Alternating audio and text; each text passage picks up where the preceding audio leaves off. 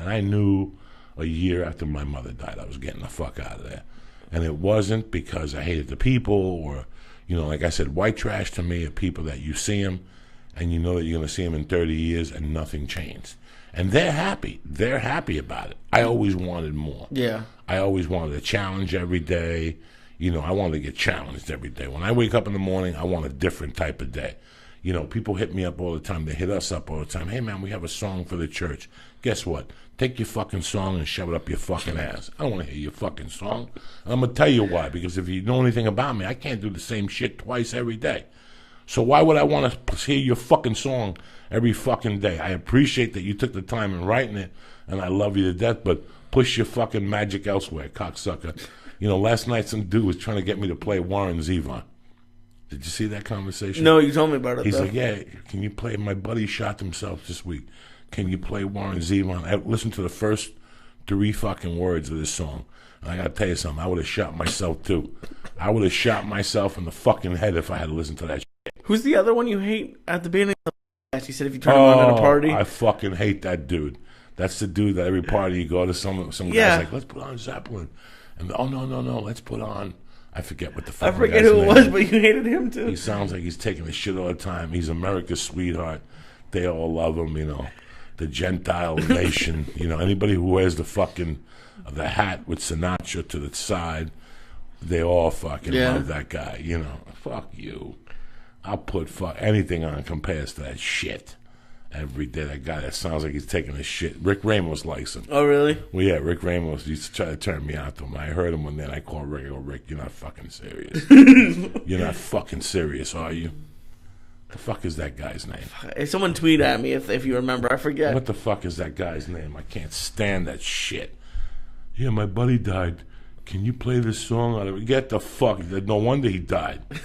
I fucking died too. And he's like, well, if you can't play that song, you can play this song. Well, I'm not going to play that fucking song either.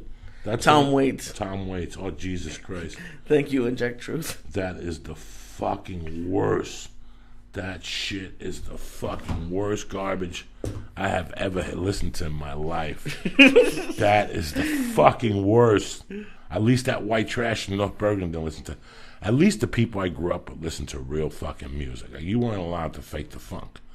Like, you were not allowed to fake the funk at all and come up with, like, to be cute in front of some girl. You know what I'm saying? Like, yeah. Oh, no. Put on Springsteen. Like, you never heard that shit because somebody would stab you in the fucking neck. There's a Sabbath house, cocksucker. Get your shit together. Oh, my God. But it was, it's just weird, like, to see those type of people that you just knew. Like, and I loved them. I'm not saying nothing bad about them. That was their prerogative. But they're going to settle. And I just didn't want to settle, Lee. Yeah. Was that your mindset behind leaving, or was your mindset? I've always wanted. It probably was, but maybe I'm not smart enough to realize it yet because it's still only a few years ago. It moved fast, Lee. I know, but I always thought. I'll tell you this. I always thought it'd be New York. Even after I was out here for a few months interning, and then I went back, I thought I'd be in New York. And then I had a job in L.A. and I came out, and now it's home. But I always thought it would be New York. And I always hated that other small-minded thing about the guy. Like the guy, like a mayor, like the mayor in North Bergen. He's a fucking putz. I know him when he was like an assistant principal at Lincoln School. The guy's a fucking putz. But if you go to North Bergen and the guy walks in the room, people are like, oh, I never had respect for that mindset either. Yeah. Fuck that motherfucker. That bitch puts his little pants on one leg at a time. That's why I can never be like, I saw Julius Erving. I saw Richard Gere when I was a kid. I didn't give a fuck. I would go up to him and shake their hand. Like, I didn't say nothing to Richard Gere at a club. And Julius Erving was my fucking idol pretty much growing up.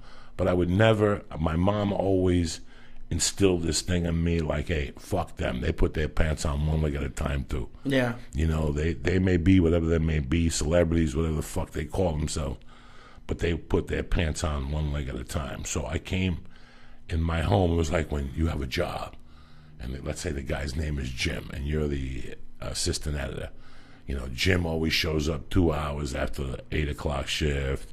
He always shows up in a bad mood, like he's this genius and he's always got something on his mind. Yeah. And you're sitting there waiting for him to say something to see what kind of mood he's in before you react. I always hated that fucking mentality. Like, don't have that shit around me. Who gives a fuck what this guy thinks or what mood he's in? You know, my wife, I love my wife to death, but she's the nicest person in the fucking world. Like, when she asked me, how was the gym today? I want to choke her. Like, how could the fucking gym be? What do you think they were doing down there? Giving out hors d'oeuvres? It's the fucking why. My wife was people always said, how was your flight? My flight was shitty. It was like every other fucking flight you're on. You get on there and you can't wait for it to fucking end or for the plane to fucking hit. Every time you get on a plane, you pray that the plane don't fucking crash, that somebody don't smell like shit, that somebody doesn't open up fucking hummus. Those are the 5 prayers you have when I get on a fucking plane. That's the first thing I'm thinking. How the fuck is a plane ride? You know, my wife, I love my wife, and my wife doesn't ask me how is your plane ride coming in? Oh, it was spectacular. You got to see the rest of the people in the back, stretched out, scratching their nuts. They're fucking sitting in the back like sardines. How the fuck you think my plane ticket was, you fuck? On top of that, I had to pay $25 for luggage. The fat fuck next to me was farting. He was drooling on my shirt. You know, stop trying to give a fuck so much. How was the gym? It was great. My hands smell like ass from the bicycle. What the fuck? You know what I'm saying? What the fuck? My hands smell like ass. Yeah, you put them on the fucking elliptical machine. Somebody scratched their ass. I spray the fucking stuff on my hands. Yeah. Oh, really? After because at the Y they have paper. Yeah. They have disinfectant spray, and then they have like easy wipes. I take the easy wipes. I'm worried about their material. I'm worried about my fucking hands when I jerk off or wipe my ass. That's why I'm gonna put this elliptical hand in my ass. So next thing you know, my asshole's fucking moving back and forth when I'm trying to sit there with the elliptical germ ass. You know, fucking people put their hands on that fucking 24-hour fitness. Yeah. How many fucking people you think actually wash their hands after they take a shit or they fucking take their dick and piss? I don't mind if a woman scratches a pussy and shakes my hand. I don't mind that shit at all. You can shake. You can leave a fucking pubic hair and a crab in my fucking hand. I don't give a fuck. But these dudes, you got to assume. So when I get off that elliptical, I spray my hands. I spray my fucking hands. I go over to the elliptical and spray that shit. I wipe it down nice, and I fucking comb, and I get my fingernails nice, everything, because it's filthy out there. It's filthy. I shower at home. Do you shower at the gym? Depends where I go. If I go to the Y, I just walk home. Yeah. I just walk home. When am I going to fucking take a shower there with a bunch of men in cold water and no towels and shit? Yeah. And I got to look at people's dicks and I got to look at my dick. I don't want to see that shit. If I go to jiu-jitsu, I just shower because I have my knee brace. So that means I have to take off my pants, push off the knee brace. So I just dry off, switch T-shirts, get in my car and shoot home and wash my ass when I get out of the fucking car. Yeah. We're going in like fucking Marines. You understand me? Welcome to church, motherfucker.